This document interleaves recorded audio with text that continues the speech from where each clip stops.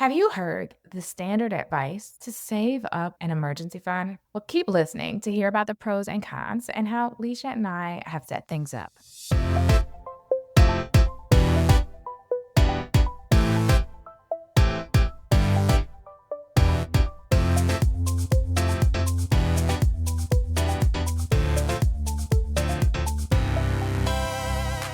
Hello, and welcome to the Wealth Minded MD podcast with your money best friends. I'm Dr. Brittne Halford. And I'm Dr. Lisha Taylor. And of course, we're here to help you build wealth and make good money decisions so you can create the life you desire with more control over your time. Hey, Lisha, one of the most important financial tasks we do as doctors is protect ourselves, which means getting the right insurance. I recall purchasing my insurance policy just a few days before I graduated from residency. What was your experience? So I got my insurance when I graduated from medical school right before I started residency. I actually called a few agents, but I had the best service from Pradeep Auto at PKA Insurance Group. He was super responsive and personable. Unlike some of the other agents, Pradeep actually got me quotes from all the major companies and actually took the time to explain the nuances in each of their policies. What I loved most is that he wasn't just this way for me. Whenever I would send one of my friends to him, he would not only speak to them, but he'd also let them know where to go or who to contact if there were better options or discounts available. At PKA Insurance Group, Pradeep Auto and Matthew Peterson are independent brokers focusing on disability and life insurance. They excel in securing coverage for physicians and other medical professionals. Discounts on disability insurance can range from 10 to 40% depending on your situation. And there is now an A-plus rated carrier offering up to $10 million of life insurance without lapse. If you are very healthy with limited to no medical issues, approval is likely in 5 minutes. Reach out to PKA Insurance to discuss your disability or life insurance needs at www.pkainsurance.com or call 1-800-258-1018. Hey, money best friend, we want to hear from you. That's right. We need to know a little about you to improve this podcast and ensure we give you the best content possible. Are you a wealth-minded doctor like us navigating the challenges of money and medicine, or are you in a totally different field? Are you in your early 30s like me or a bit older like Brittne? Hey, I'm not that old. If you wouldn't mind, head over to the podcast show notes, click the link for the survey, and kindly fill out this super short 6-question survey. Based on your answers, we will tailor the podcast to fit your needs. Thanks in advance for filling it out, and don't forget to leave a review. We appreciate you. All right, Lisha, life is lifing over here in Boston, and I know you do things a little bit differently. So I am curious, what is going on in your life right now? Yeah, so as we're recording this, I had just finished giving like a couple of financial wellness talks, if you will, to some of the residents at my institution. And it was really rewarding. Like, I love talking to doctors about money and helping them learn a lot of the basics. In fact, they were asking a lot of questions, which lets me know they were engaged. And, I asked them for feedback. They felt like it was really impactful. And, one of the things that they mentioned was they were like, Lisha, help us. And I was like, I'm not a financial advisor. And they're like, we don't care. But they were giving me this idea. They were like, Lisha, we know you have this podcast. We think it would be cool if you let one of us come on or you let people come on and we told you about our situation and then you helped us with it. Like if we told you our situation with student loans and then you helped us come up with a plan, or we told you about what we're doing with our money, with our new attending jobs, and you helped us figure out a good cash flow plan. And I was like, are you sure? And they were like, yeah, we would love that. And so if anyone listening out here thinks that would be a cool idea, please leave us a review or shoot us an email, because that's something that maybe we could consider on this podcast, is bringing other doctors in and sort of doing a, I don't know, financial wellness checkup or a wealthy minds checkup with them here live on the show. But that's what's going on in my world, is I'm brainstorming different cool things that we could maybe do with this podcast. I love that. Lisha is always thinking about cool things to do with this podcast, and kudos to you for teaching the residents. I was just recently on service with new interns and new residents, and I always ask for an introduction of what their favorite flavor of ice cream is, because I love ice cream. And I'm like, oh, let me write this down so I can try that flavor of ice cream. And then also to share their hobby outside of medicine, because we are so much more than our careers. And I always share that something that I do is personal finance. And they're like, oh, yeah, we don't get enough of that in school. And I always get the questions on the fly. So I love that, the residents felt comfortable enough with you and that you had enough expertise to really share some advice. And even with the caveat of you not being a financial advisor, that oh, I trust you, tell me what to do.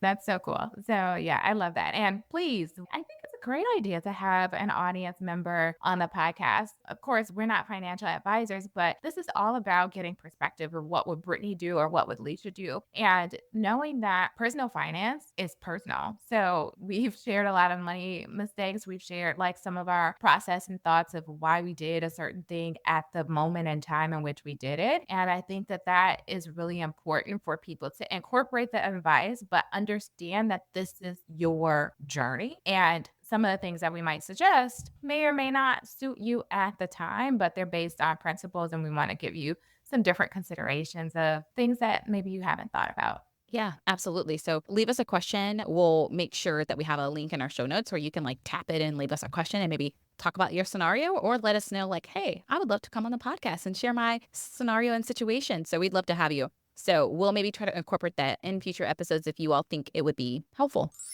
And now we're going to move on to our money mishaps and confessions. Brittne, do you have any money mishaps or confessions to talk to us about this week? So the one confession I have is, not just doing things in a timely fashion. And I know that time always gets the best of many of us with so many things on our to-do list. But you all know we just recently purchased a new home, and with that new home meant that I had to open up a new account with the lender for our mortgage. And I think I opened the account maybe in May, but literally put no money in the account. And I was talking to the lender, and he's like, "Oh, you don't have to have a certain balance or deposits or all of these things because sometimes with the different rules for the accounts, you get charged fees." So for this account, I was just dragging my feet and switching things over as far as our direct deposits. The account remained empty for about a month or two. And then they charged me a fee, and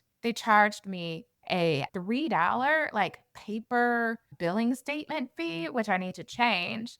I'm like, okay. First, I thought that there were like no rules or regulations for this account. And now you're charging me $25 because I didn't have the money in the account. So then the account went negative. So I'll get them to reverse those fees. And now I've put money in, set up some direct deposits because that is the account that we'll use for the mortgage. But I knew that the mortgage wasn't coming out until August 1st. So I kind of felt like I had a little bit of time and it wasn't necessarily a priority. But it's just, a bit frustrating that I have to call someone and say, "Oh, can you please reverse these fees for this one time?" And it's also frustrating that I was told that there were like no requirements for the account when there actually are requirements, or at least the bank is not communicating effectively with other persons that are managing the account to know that because it's linked to my mortgage, like I don't have to have a minimum balance, etc. Yeah, no, I hear you. I can see how that like complicates your life is because like you and your husband likely have so many things set up. Like you already have bank accounts. I'm sure you had bank accounts before you met, and then bank accounts when you all got married, and you all have been married for quite some time. And so I can understand the hassle of like having to log into your work portals and like change your direct deposit or like put a certain percentage now into this new account and like download the app and like manage money in that account. Like at some point, it's just like, okay, how many different bank accounts do we need? Now I got to keep track of the balance in each one of these and like make sure money is going here and there and everywhere else. Like I understand how that can be a hassle. A year ago, I like actually closed some of the accounts that I had at some other banks just because I was like, why do I have this? Like, why do I have this extra account? Like, why do I have 20 savings accounts and like 10 checking accounts? Like, this makes no sense. And so I understand the value of simplicity. And because of that, I think I also understand like what you're going through in terms of like needing to have this bank account adds unnecessary complexity. And then being charged these ancillary fees, whether it's $25 or $3, I can still get the annoyance, right? Why are you charging me to mail me a statement of how much money I have in your bank? Like that should be, you should cover that amount. If you tell me there's no minimum balance, why are you then charging me for not keeping one? Like these are the things that I feel like are little annoyances in our lives. And like, yes, you and I are both at a financial position where we can afford a $25 fee, but it's the principle. And I get you. My money mishap is actually similar. I was charged a fee that I did not expect and I was annoyed. So I mentioned that I'm going to Paris for the Olympics. Really, really excited about it, going with my girlfriends. And as a part of that, we wanted to buy tickets, obviously, for the Olympic Games. And the way it works is you buy tickets like for each event that you want to watch. So if you want to watch track and field, you buy the track and field tickets. If you want to watch basketball, you buy the basketball tickets or whatever on the particular day that you're going. And so I really wanted to see like the gold medal game for basketball because that's my favorite sport. And so I was like buying the tickets, talked to my girlfriends, said, "Hey girls, like this is how much the tickets are. The tickets are in euros because the Olympics are taking place in Europe. And this is how much it is." And so they're like, okay, cool. We're fine with that. This is the cost. We'll Venmo you. It's fine. So I'm like getting to the site and I'm like purchasing the tickets and it's totally my fault, but I purchased it on the wrong credit card. What I mean by that is like, I just chose like a regular credit card that would give me like 1.5 times the points for everything, right? Different credit cards had different bonus categories, like for food or travel or whatever.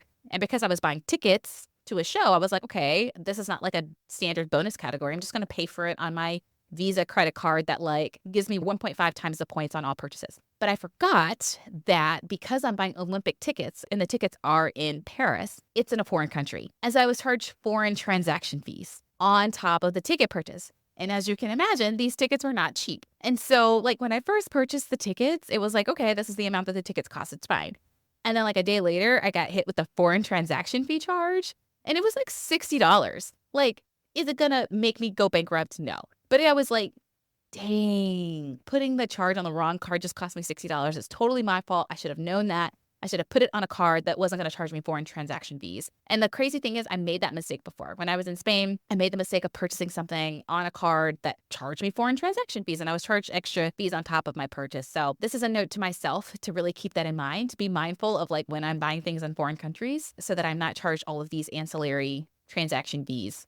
Yeah. Lisha, I just want to applaud you because, girl, you're like, okay, I'm going to strategize. I'm going to get 1.5 times the points. And, you're buying stuff on points and you're accumulating points. And so I applaud you of being aware of how you're utilizing your tools to get the best outcome. And I'm sorry that you got charged a $60 fee because you forgot about the foreign transaction. But I think, part of this process is just making a mistake, learning from it, and then moving forward. And it's really interesting because as you highlight not knowing all of the nuances of the credit cards, I feel that way also right now. I'm trying to leverage credit card points so that we can have this fantastic 10-year anniversary. I'm like, Ooh. I don't know if I'm actually using these credit cards to the maximum benefit. So, I think part of me is I'm just like giving myself grace as I'm transitioning, as I'm learning and saying, okay, at least I'm accumulating some points and Yeah. at least it might not be the exact number of points. But although you was charged $60, you also got 1.5 times the points on this. That's true. That's true. I mean, the foreign transaction fees probably outweighed like the amount of value that I could get from the points, but it was a valuable lesson learned. And you're right. I could reframe and say, like, at least I earned some points instead of no points. And I won't make that mistake again because there are other cards that I could use that don't charge foreign transaction fees. But yeah, it's a lesson learned. I love the reframe. Thank you for the positive energy in terms of, me strategizing and using credit card points. So that is great. As physicians, one of the most important things that we can do is make sure that we secure our income because a lot of our financial plans are contingent on our high doctor income. One of the things that you will need to do is make sure that you get long-term disability insurance. Now, Pradeep and his team at PKA Insurance Group have a reputation for putting people over profits and always doing what's best. Do not hesitate to email PKA Insurance and his team today. They will help you get the insurance you need with the service you deserve. And now we're going to transition into our financial focus for this week.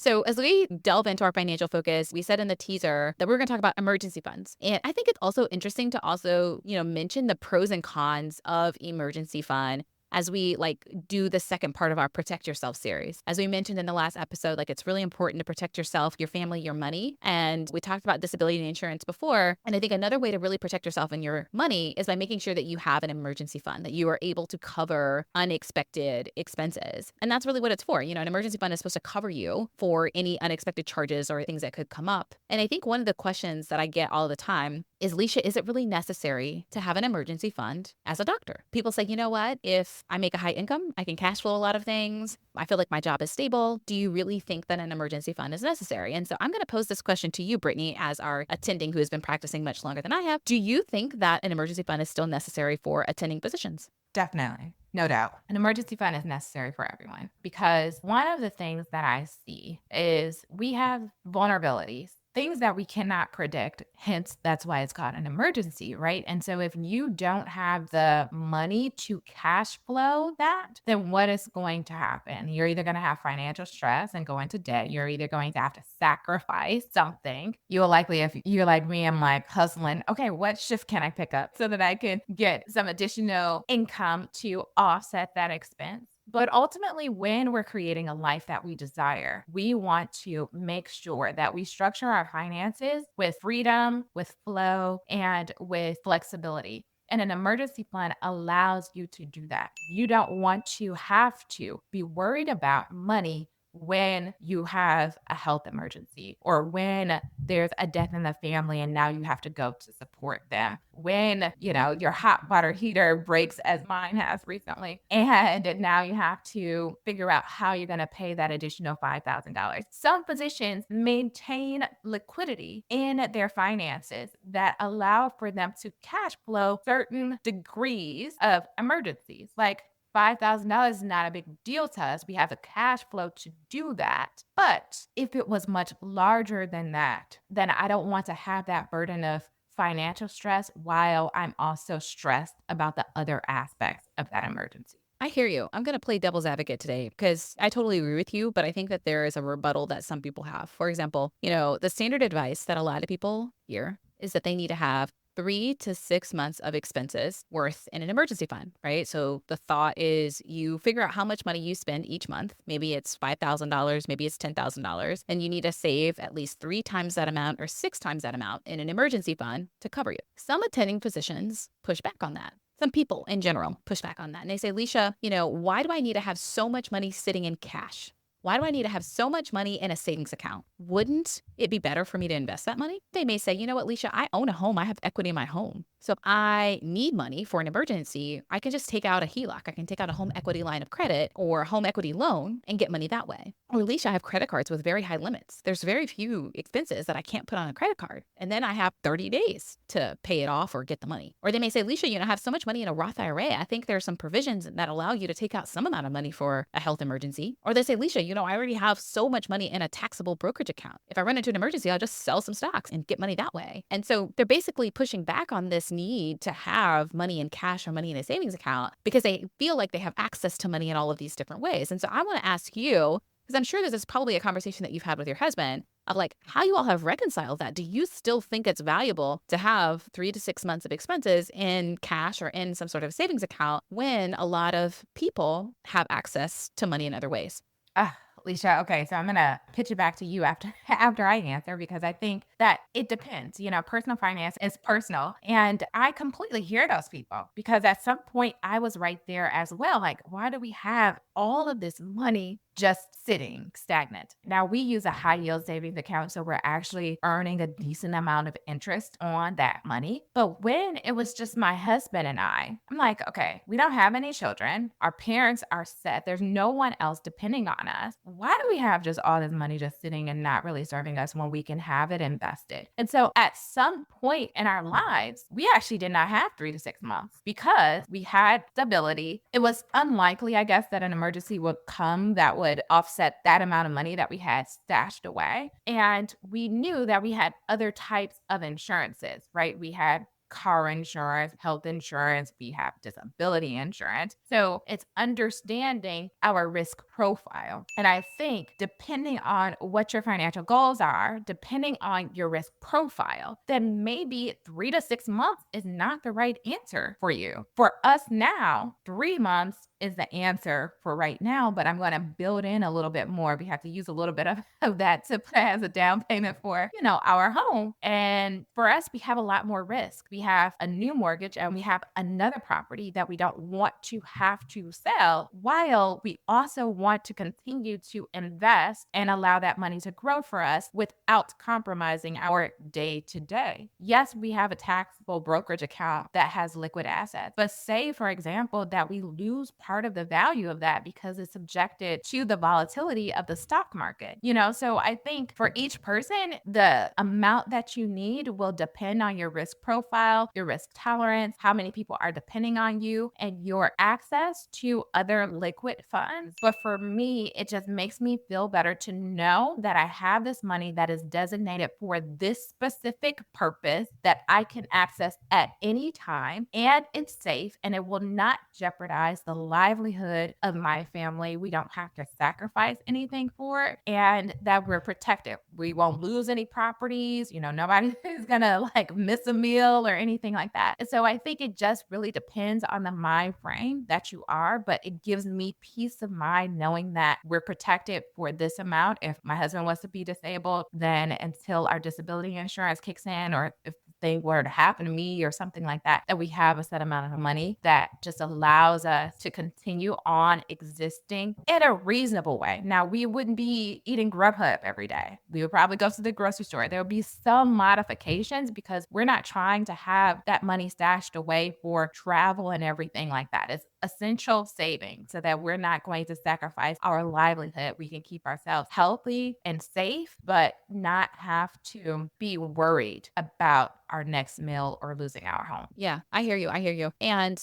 I will respond to that too, because I hear these rebuttals all the time. One of the things that I want to make sure is that you're not putting your home and your place of shelter in jeopardy for an expense that you could have planned for in advance. And so I am not a big fan of people taking out home equity lines of credit to cover emergencies, because one of the things that I've realized is that sometimes life lifes, and when it rains, it pours. Meaning sometimes when you have one emergency, oftentimes you get another emergency, or there's something else that pops up. And if you get into this habit of always having to borrow money to cover expenses, you're going to find yourself in a lot of debt. And so I think it's a slippery slope. So I'm not a huge fan of people using home equity lines of credit to cover themselves for emergencies without first having an emergency fund. So I think that that's really important. But I realize that that's a personal preference for me. Credit cards. The studies show that people spend more when they use credit cards than when they do not. And when you rely on credit cards to cover you for emergencies, oftentimes people have a difficult time paying off the credit card balance in full each month. And with the credit cards having very high interest rates, you not paying off that credit card in full each month could cost you 10, 20,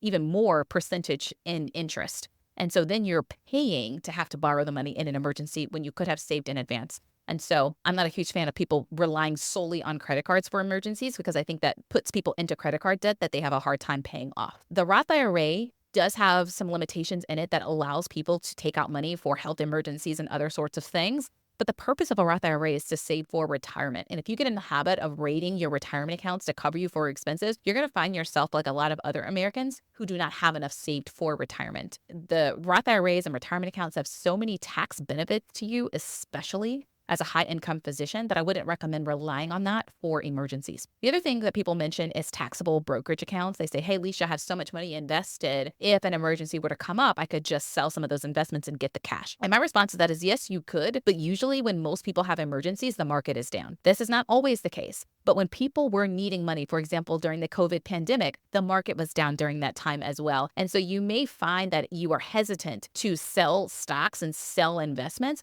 when they're priced low, when they have a very low value. Most people want to sell when things are of high value. And so you may find it difficult mentally to even sell things when you know that they're experiencing a temporary dip. So while that can be used, I still think that it's valuable to have an emergency fund of money in cash. And that doesn't mean cash in your wallet. It could just mean cash in a savings account. And so my general rule of advice, my general rule of thumb for folks is to first start off with $1,000. If you're someone in training, if you're someone who makes under 6 figures, making sure that you have $1,000, I think that's a good starting point. That will cover you for, usually for the most cases, like a last minute flight back home if something were to happen. If your cell phone breaks, your laptop breaks, or you need a new tire or something like that. I think having $1,000 is a good starting point. So I think that's step one. Step two is having enough money to cover you for insurance deductibles. So look at what is the deductible that you have to pay if you were to get in a car accident. Is it $500? Is it $1,000? Is it $2,000? Whatever it is, you want to make sure you have that much money to cover you for a deductible. That's for car insurance. What is your deductible for health insurance, right? Some people have these high deductible health insurance plans. So if they got hit by a bus, Lord forbid,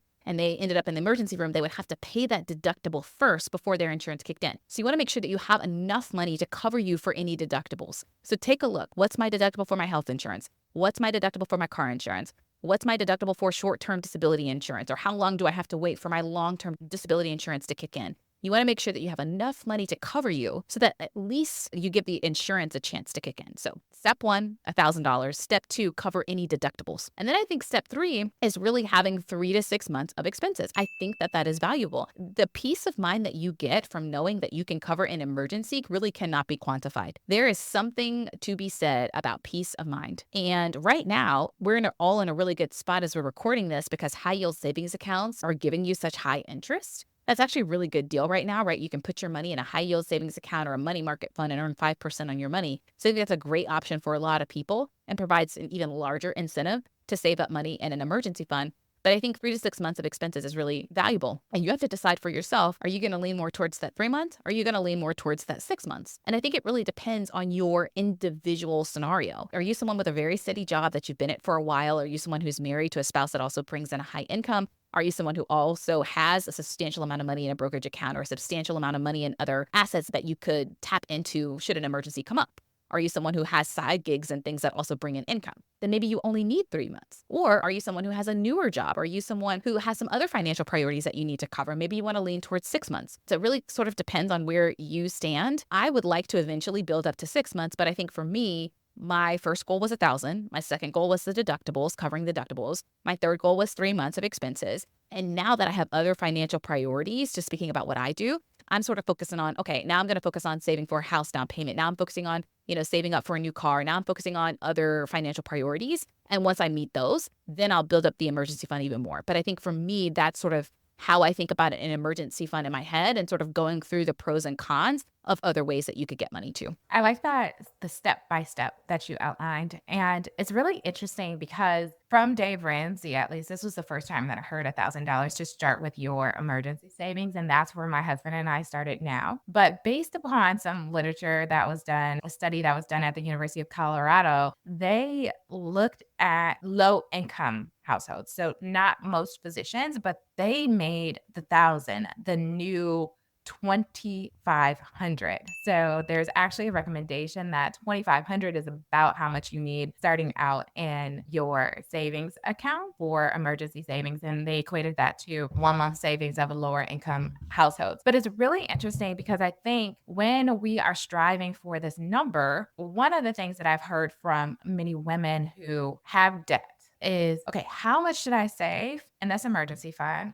Should I prioritize that over paying down debt, like my credit card debt, which we know is a high interest debt? Should I prioritize this emergency savings over, as you mentioned, like investing in retirement accounts and things of that nature? So what would be your suggested advice for someone who has a bit more limitations on their cash flow, that they're not able to do it all at once? How would you advise them to move forward with savings and reaching those other financial goals? Yeah. So I think this is where like the steps of the emergency fund come into play. For me personally, right? And I'm recognizing and saying out loud that this is my preference. I am not saying that this is the right way for everybody, but this is just how I do it. Is I wanted to have that $1,000, or as you're talking about, maybe what used to work as $1,000 back in the day now should be more like 2,500, whatever it is. You start with that first step. So maybe we say 1,000, and then maybe we say 2,500, right? To incorporate that study by the University of Chicago. And then we say, covering all insurance deductibles. And then we say, in my mind, 3 months of expenses. And I think once you get to the 3 month expenses, then I start prioritizing other things. For some people, it might be once you've covered the insurance deductibles, then you can start prioritizing other things. I think it depends on personal preference, but at least getting the insurance deductibles. So making sure you at least have 2,500 and you can cover all insurance deductibles. And then once you get to that place, if you've got like this high interest credit card debt, I would prioritize paying that off. If you've got other high interest debt, then I would maybe focus on paying that off. And I would make sure that you're maxing out retirement accounts or at least getting the match at your employer. Like there are some steps there. So long-winded way of saying, like, make sure you have at least 2,500 or can meet insurance deductibles. Then I would prioritize paying off high interest credit card debt and those sorts of things. And then once you've paid off high interest debt and you can get the match from your employer, then I think you can start saying, okay, let me make sure I at least have 3 months of expenses and let me make sure that I'm doing these other things. And this like really delves into this conversation that I've had with other doctors, which is the opportunity cost of an emergency fund, right? The opportunity cost of saving up for an emergency fund. Because it seems to be that when you need it most is when it's hardest to accumulate. When most people need an emergency fund is when they don't have as much money, right? Because then if an emergency comes, it could lead to a catastrophe. But when you need it most, which is when you don't have as much money, it's hardest to accumulate. You have that opportunity cost of like the other things that you could have done with that money, but instead you saved it. Versus like once you get to a certain financial position, right? You can cash flow so many of the expenses. So it's like these emergencies, they come few and far between because you just have so much money already accumulated. And so I think it's that dilemma of like, when you need it most, it's hardest to accumulate. And then when you need it least, it's easiest to accumulate. So you have to like rectify that in your brain and just say, okay, what kind of risk tolerance, as you said, am I? Do I have a high risk tolerance or a low risk tolerance? I think for most people, making sure you can cover insurance deductibles and like at least have, $1,000 or 2,500. I think that is like the bare bones for most people. And then you have to say, am I a risk tolerant person or am I a risk averse person? If you're a risk averse person, then maybe you try to save up at least 3 to 6 months of expenses before you prioritize other things. If you're a risk tolerant person, then maybe you say, you know what, I can get money in other ways. So maybe I'm going to have other financial priorities first. So I really think it depends on the person, but having that first step is really important of like covering the deductibles and things. One of the things that I've worked with clients who have significant amount of credit card debt is any amount of savings is going to create a cognitive dissonance because they're putting money away and then they see the interest of their credit cards accumulating, 20%. 25%. They're like, I would be better off paying down this debt. Wouldn't that help me to save more money in the future? I agree with that argument to some degree. I also know that when the next emergency occurs, because it's going to happen, it's just a matter of time, you have no safety net. And so what will that person do who already has a significant amount of credit card debt is to go to what they know, which is using credit cards. So prioritizing the savings, as you said, it seems like it is not logical and it might feel uncomfortable psychologically as well, knowing that you have debt accumulation. But the goal is for us to break the cycle, right?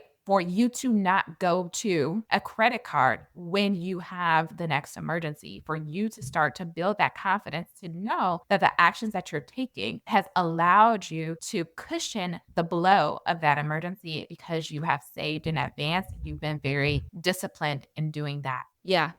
I would also say that there's been a few clients who had a lot of guilt from their credit card debt and they didn't do an appropriate appraisal of their risk tolerance because their parents actually supported them. So it's like being transparent with your parents or whomever. If you have other people in your community who could support you as you're trying to accomplish that goal of paying down your debt, then going to them and saying like, okay, this is something that I want to do. I have this amount of money saved in my emergency fund. I'm trying to get to this level. Is another loan, but could you, support me if I had an emergency above this expense so that I could really focus on my debt payoff? And I had a couple of clients who were able to do that with their parents and not have as much in their savings so that they could put that money towards their credit card debt. I think for each person, again, it's going to be very individualized, like how much you need and how much you want. But I understand how someone might feel guilty when they see the interest compounding on that credit card debt and they're putting money away that's not accumulating interest at the same pace. Yeah, I agree with you. I mean, I have a friend, a really close friend, who has a substantial amount of credit card debt, and she also had a pretty large emergency fund, right? And I was like, okay, well, maybe, we should maybe stop building that emergency fund and pay down the credit card debt. And she was like, well, Lisha, I want to make sure that I'm covered. I want to make sure that I have money. You never know what's going to happen with this job. I may not like it. And I was like, I hear you. And I think there is something to be said about peace of mind. However, at this point, I think you have enough to cover you for a month or two of expenses, if not more. And it may make more sense at this point to prioritize paying down that high interest credit card debt. And I think for a lot of doctors, probably her included, like she has so much student loan debt. We have so much student loan debt that we just become immune to debt. It's like, oh, it is what it is. It's just another bill to pay. And so it was trying to like change the frame of mind and saying like, okay, there may be some benefit to keeping some debt or not paying it down as quickly, like student loans, because maybe you're getting it forgiven or you're in some other sort of program. But when it comes to other kinds of debt, like credit cards and car loans and things like that, especially high interest debt, maybe you do want to pay that off as quick as possible because like you said, you don't want to be paying unnecessary interest charges. And so it's really realizing what is your risk tolerance? How much do you need? I think if you've got at least 3 months of expenses and you have credit card debt, you should prioritize paying down that credit card debt. I think if you've got at least 3 months of expenses and you're not yet, getting your match at your job, like you should prioritize setting up your retirement accounts and getting the match at your job. And so there is a certain threshold amount that I do think each person needs. But once you reach that threshold amount, whether it's $2,500 or 3 months of expenses, then I think you should probably prioritize paying off that high interest credit card debt and making sure that you're getting other money in other ways, mainly, retirement matches and things like that. Awesome. Now we're thinking about, okay, we know how much to save. We kind of talked about where to save it. I keep mine in a high yield savings account. I think you do too. I'm in Discover. What bank do you use? I use Wealthfront. So keeping it somewhere, not a brick and mortar bank, not under your pillow, and so that it can accumulate some interest that helps to hopefully cushion you from the blow of inflation. Now, how to accumulate? Do you think that people should put a set amount over like 6 months to a year, or they should be extremely aggressive, eat beans and rice for the next month or two so that they can just, stack up this emergency fund and be done with it? I try not to tell people to do things that I myself wouldn't do. There's no way I'm doing beans and rice at this point in my life. Like, I love beans and rice, but I'm not doing that for every meal. Like, I work way too hard to be that frugal when it comes to the things that I'm eating. I care way too much about food. That's just me. But I would say make sure you have that threshold amount. I do think that it's valuable to have that threshold amount first. So for me, that was making sure that I covered all of my deductibles. And I think I had about 4,000 or 5,000 in there. And then once I had that, like I said, okay, I'm going to save automatically $1,000 a month and I'm going to build up my emergency fund over time. And while I'm building up my emergency fund, I'm going to pay down my, student loans. And I'm also going to make sure I'm maxing out retirement accounts. And so I sort of did multiple things at the same time. Like I made sure I had that threshold amount. And then I said, I'm going to max out retirement accounts. I'm going to pay down student loans and I'm going to save over time. And I think for me, that worked really well. It helped me avoid feeling like I was losing money or taking advantage of other things. I think it helped me to realize like I am investing money and I'm building wealth. I'm paying down debt, AKA student loans. And so I'm building wealth that way too. And I'm protecting myself and building up my emergency fund. So I am the kind of person where I like to know that I was doing all three of those things simultaneously. And so that's sort of how I did it. Thank you for sharing that because as I mentioned, we've used some of our emergency fund for a down payment and we don't have the same amount. And I'm going to be completely transparent. I talked to my aunt recently after purchasing our home and I was like, part of me feels broke. She looked at me like, what? I was like, I know I'm not broke. Like, I know there's money in the bank, but seeing money leave for a set purpose. And granted, this home was not an emergency. This was a luxury. This was a fun money. This is something that we wanted. But seeing that amount of money leave that account and knowing now I have to reaccumulate this, like we're not where we want to be. So part of it feels like I don't have that financial goal, that box checked anymore. And I've been thinking about how I should do this. And part of me is just considering, and I haven't done this yet because I've been on service and I'm still transitioning everything, just like pausing all of our taxable brokerage investments, pausing contributions to our 529 account for a set period of time so that I can accelerate funding the emergency fund to 6 months. But then I also have that other portion of me that's like, well, you already got 3 months. Do you really need to have 6 months so aggressively? So I can understand how this kind of creates a little bit of cognitive dissonance and you just got to figure out the plan that's going to make you most comfortable. So maybe it's not 3 months for me. Maybe it's like, okay, let's get to 5 months or let's get to 4 months. And then over the next year, let's get to 6 months because we have not had a catastrophe. But then it's like, well, the catastrophe is a catastrophe because you don't know when it's coming. Otherwise, you will cushion yourself from it, right? Yeah. So I'm still trying to figure out like exactly what I want to do. But I just say all of that to say like, thank you for sharing your perspective. And even though you still have like a lot of money or even though we have a lot of money, there's a part of me that feels like, oh, I haven't met this goal. So it makes me feel like I have less money than I actually need or want. I think that's a common sentiment. I feel that way. I have a very similar thing. Like I know that 3 months of expenses should be fine, but I don't feel fine with just 3 months of expenses. Similar to you. I work some extra shifts at the urgent care. I'm like, I need to build up this thing. 6 months would make me feel so much more comfortable. And I do not know why. I've anchored on 6 months. Right? There is nothing special from my understanding about 6 months, but for some reason, 3 months just doesn't feel enough for me. And I think it's because I'm not partnered. I feel like because there is not somebody that I can share the financial load with, that it's sort of all on me. I'm like, man, if something happens, yes, I come from a pretty decent family. Like I can always ask my dad or whatever, but I don't want to do that. Like I'm an independent adult and I want to be able to stand on my own 2 feet. And for me, I just feel like I would have more peace of mind, like knowing that I can take care of myself. And for me, having 6 months of expenses makes me feel that way. I'm at the point where I'm working extra shifts and getting side jobs and all this stuff to be able to save versus other people are like, Lisha, that's crazy. You make so much money. Why would you do that? And it's just I have financial goals I want to hit. And sometimes I feel like I want to hit them as soon as possible. And I'm willing to sacrifice for it. And then there are other times I feel like maybe I'm making too much of a sacrifice. Why am I relegating myself to getting second jobs just so I can save more money when I could just save over time and be okay? And so I also have this push and pull of, am I trying to do too much too quickly or am I not doing enough?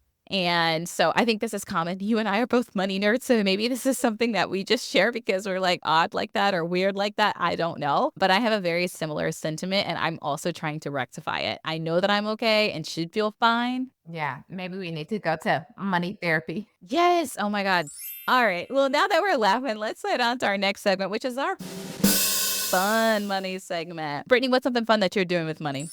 So my husband and I, we will be, well, I think I mentioned at this gala, we were bidding. So we bidded for like an Airbnb on the lake in Maine. So we finally have Ooh. settled on a date. Yeah, for us to go to that Airbnb. But it's really going to be nice because we're going to invite other friends to join us. So I'm Hmm. excited about spending a little bit of money and purchasing items for just kind of to support the family in that endeavor. And so it's going to Hmm. be like food and drinks and just, like extra games for us to play and for the kids to play and to really for us to cultivate that family time. So my husband just sent me the dates for that recently. And I'm really excited about the opportunity of us getting away. I think I'm going to leave my computer, just take my phone with me and spend a little bit of money to cultivate more family closeness. I love it. I love it. You have to let me know how Maine is. I have not been, but I've heard wonderful things.